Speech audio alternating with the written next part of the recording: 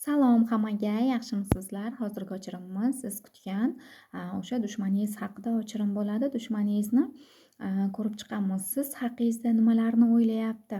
Siz haqingizda sizni qanday inson deb biladi? Sizni qanday o'ylayapti? Siz haqingizda fikri qanday? Shu haqida o'chirim qilamiz. Like bergan, obuna bo'lganlar uchun niyatimni oldim, shifoli o'chirim bo'lsin. Qani unda ko'rib chiqamiz. Dushmaningiz siz haqingizda fikri qanday bo'lyapti? Ikkita variant qilamiz. Yoqqani o'zingiz uchun tanlang. Tanlaysiz, unda ko'rib chiqamiz. Dushmaningizni siz haqingizda fikrlari qanaqa? Dushmaningizni birinchi variant, dushmaningizni siz haqingizdagi fikri. Ikkinchi variant, dushmaningizni siz haqingizdagi fikrlari. Nimalar deb o'ylaydi? Nimalar demoqchi sizga? Kartamizdan yaxshilab tanlang.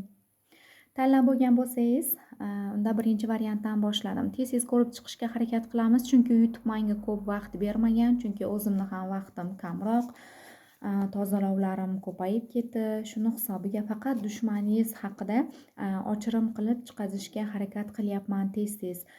Kommentariyalarda yozishibdi: "Opajon, dushmanimizda nimalar bo'lyapti? Biz haqimizda nimalarni o'ylayapti? Nimalar qilyapti?" Faqat kommentariyada mana shu savol, faqat dushmaningiz haqida bilgingiz kelibdi, o'sha haqida o'chirim qilamiz.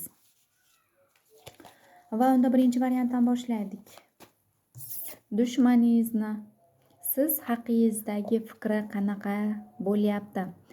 Birinchi variantga keladigan bo'lsak, dushmaningizni siz haqingizdagi fikrlari aytyaptiki, bu kuchli inson deyapti. Bu hammani yengyapti. Bitta o'zi bo'lsa hamki bu ko'p insonlarga qarshi chiqa olyapti deyapti. Yana sizga nimalar deyapti? Siz haqingizda fikri qanday bu insonni, dushmaningizni? Siz haqingizda fikri bu xursand deyapti. Oilaviy baxt, xursand, hammaga yoqadigan inson, bu yoqimli inson, chiroyi ham bor, qandaydir kiyinishlari, o'ziga qarab yuradi bu inson deb sizni qandaydir ko'ra olmayapti. Shu haqida fikr qilyapti. Qandaydir aqlidagi inson bilan yoki turmush o'rtog'i bilan ham bu munosabatlar yaxshi holatda hozirgi paytda deb sizni mana shunaqangi holatda o'ylayapti. Bu rasmimizga qaraganimizda qandaydir erkak bilan ayol xursandchilik qilyapti. Bu yerda xursandchilik qilyapti. Yon atrofdagi insonlar ham xursand holatdaligini va orqasidan quyosh porlab turganligini ko'rsatyapti. Sizga aytyapti, buni oilasi tinch, xotirjam va bu inson kuchli, hammaga bas kela olyapti.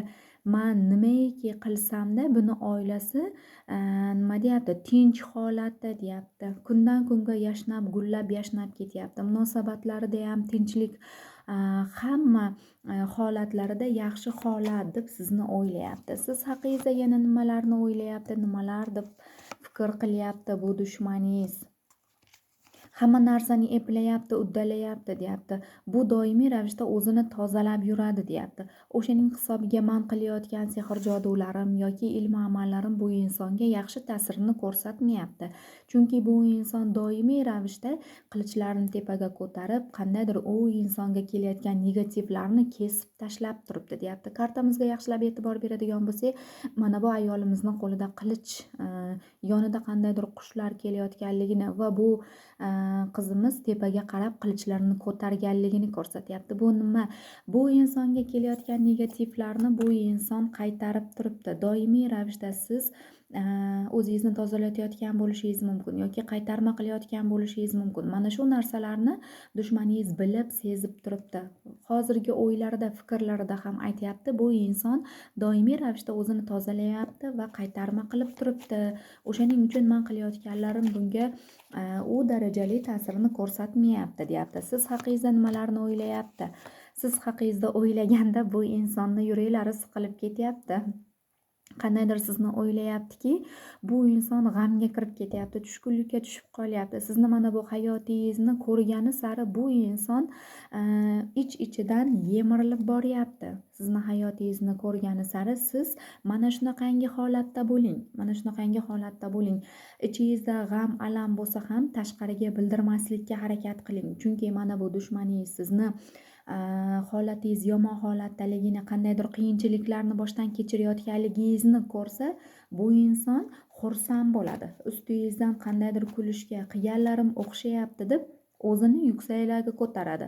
Shuning uchun sizni uyingizda qanaqangi holat bo'lishidan qat'iy nazar bu dushmaningizga bildirmaslikka, sezdirmaslikka harakat qiling. Chunki bu ich-ichidan ezilyapti. Mana shunaqangi holatni ko'p davom ettiraversa, bu inson qandaydir kasal bo'lib qolish ehtimoli ham bor. O'zini siqib, nima uchun men qilyapman, ta'sir qilmayapti, nima uchun bu xursand yuribdi, nimaga bu nima deydi, mendan o'tib ketyapti, ishda ham, oilada ham, munosabatlarda ham hamma taraflama yaxshi, men nimaga yomonman deb bu ich-etini yeb, o'zi mana shunaqangi holatlarga tushib qoladi. Siz mana bunaqangi holatda o'tiribsiz. Hech narsaga parvo qilmayapsiz, kursini ustida o'tiribsiz, yoningizdagi atrofingizdagi insonlar ham sizga yaxshi munosabatda, chunki oyog'ingizni tagida oq mushuk turibdi va siz qilichlaringizni ko'tarib olgansiz. Sizga qilinayotgan sehr jodu ilm amallarni siz tezlik bilan o'ziga qaytarib yoki qaytarmalar qilayotgan bo'lishingiz mumkin. O'zini holatiga keladigan bo'lsak, mana bunaqangi holatda sizni ko'ra olmayapti, xursandchiligingizni, uyingizdagi holatlarni ko'ra olmayapti. Siz qanchalik nima deydi, yaxshi holatda yursangiz, bu inson shunchalik g'amga kirib ketishini kartalarimiz ko'rsatyapti. Siz o'zingizni uyingizdagi muhitni, holatni hech kimga aytmang, qandaydir yon atrofingizdagi insonlarga aytmang. Mani holatim yaxshi, uyimda muhit yaxshi deb qandaydir o'zingizni maqting. O'sha holatda mana bu insonni yuraklari og'rib, qiynalib, siqilib mana shunaqangi holatga tushib qolar ekan. Dushmaningiz siz haqingizda nimalarni o'ylayapti, nimalarni fikr qilyapti, nimalarni o'ylayapti, nimalarni fikr qilyapti. Bu inson sizga kuchli magiya ishlatganligini, qandaydir kitoblardan o'qilgan jodular qilganligini ko'rsatyapti kartalarimizda. Siz ozgina tushkunliklarga tushib qolgansiz va bu narsalarni yengib ketgansiz va sizga qora kuchli sehr jodu magiya ham ishlatganligini ko'rsatyapti. Bu qilgan sehr jodulari ta'sir qiladi deb bu inson xursand bo'lgan. Ta'sir qiladi, men bularni natijasini olaman deb shunaqangi xursand darajada bo'lganki, bu inson lekin nima deydi, sizga ta'sir qilmaganligini, o'zi yuklanib, ziyonlanib, qorayib ketganligini, hayotida nimalardir tugab bitganligini yoki yaqin insonlari shu olamdan o'tib qolganligini va o'sha dardga, g'amlarga ko'milib qolganligini, qilganlari o'ziga yoki o'zini oilasiga urib yuborganligini kartalarimiz ko'rsatyapti. Siz haqingizda nimani o'ylayapti, hozirgi paytda nimani o'ylayapti? Chiroyliligingizni, kuchliligingizni, farzandlaringiz borligini, oilangizni va sizni sindira olmasligini, qandaydir siz tomonga quyoshlar charaqlab turganligini ko'rib, bu insonni o'zini holati yomonlashib ketayotganligini kartalarimiz ko'rsatyapti. Siz haqingizda fikri qanday deganimizda, sizni hozirgi paytda bu inson xursand, hayoti yaxshi, bu inson kuchli deyapti va o'zi mana bunaqangi holatda qolib ketganligini kartalarimiz ko'rsatyapti. Va ikkinchi variantni tez-tez ko'rib chiqishga harakat qilamiz. Ikkinchi variant, dushmaningiz siz haqingizda nimalarni o'ylayapti, nimalarni fikr qilyapti, sizni nima deb o'ylayapti. Ikkinchi variant, sizni nima deb o'ylayapti. Qandaydir sizni bu oilasiga xiyonatkor, xiyonat qiladi yoki ishda yoki uyida qandaydir yaxshi ayol emas deb sizni orqangizdan g'iybat qilyapti. Qandaydir bu inson sizni xiyonatda ayblayapti yoki sizga nisbatan ichida yomon gaplari bo'lishi mumkin. Bu insonni yuragingizni og'ritadigan qandaydir gaplarni gapirib, o'ziga o'zi mana shunaqangi fikrlarni qilib o'tiribdi bu inson. Sizni ko'ra olmayapti. Qandaydir oilaviy munosabatlar, oila yoki ishingizda bo'ladimi, bu inson sizni ko'ra olmay, orqangizdan g'iybatingizni qilyapti, yomon otliqqa chiqaryapti. Fikrlari hozirgi paytda mana shunaqangi holatda. Yana sizga nimalarni o'ylayapti bu inson? Kuchli sehr qilganligini o'ylayapti, kuchli sehr ishlatganligini bu yerda kartalarimiz ko'rsatyapti. Sizga qora magiya ishlatganligini, sovutma sehr ishlatganligini, o'ylayapti. Siz yulduzdek porlashingizni bu inson har taraflama siz xursand holatda yulduzdek porlagan ayolligingizni va siz o'zingizni doimiy shifoga ochganligingizni bu yerda qandaydir qaytarma qilishingiz yoki namoz o'qishingizni, Allohdan ko'proq so'rashingizni, mana shu narsalar ham sizni yo'llaringizni ochishga yordam beryapti. Hozirgi paytda u inson aytyapti, bu o'zini o'zi shifolantirib olyapti, mani qilganlarimni ozgina ta'siri bo'lmayapti. U yana mana shunaqangi xursand holatda o'tiribdi, yulduzdek porlayapti. Ishda ham, oilada ham, munosabatlarda ham charaqlab turibdi bu inson. Nimaga hamma bu insonga yaxshi muomalada, yaxshi gapiryapti? Nima uchun men bunaqa holatga chiqa olmayapman? Nimaga bu mana shunaqangi zo'r holatda yashayapti degan fikrlarda o'tiribdi. Siz haqingizda nimalarni fikr qilyapti bu inson? Pul ham topasiz, siz kursini ustida o'tirasiz, qandaydir lavozimingiz borligini ko'rsatyapti bu yerda. Va u inson siz tomonga qilichlarni ko'targanligini, sizga doimiy ravishda qandaydir yedirilgan sovutma sehrlarini pul kanallaringizga ko'proq yoki lavozimingizdan tushirish, mana shunaqangi holatlarga qilgan sehr jodulari bor. O'shalarni o'ylab turibdi, sizni lavozimingizdan tushirish, pul kanallaringizni yopib qo'yish, ishdan ketkazish va sovutma amallarni sizga yedirganligini kartalarimiz ko'rsatyapti. Kuchli o'sha magiya qilganligini, pul kanallaringizga hujum bo'lganligini, hayotingizga sovuq, muzli, qorli kunlarni kirib kelishiga qandaydir o'sha dushmaningiz sabab bo'layotganligini, lekin siz tomonga quyosh nurlarini sochayotganligini, har taraflama yengib chiqib ketayotganligingizni o'ylab o'tiribdi va fikr qilyapti. Bu inson tushunib yeta olmayapti. Men shuncha ko'p qora sehrlar bilan qildim, yedirdim.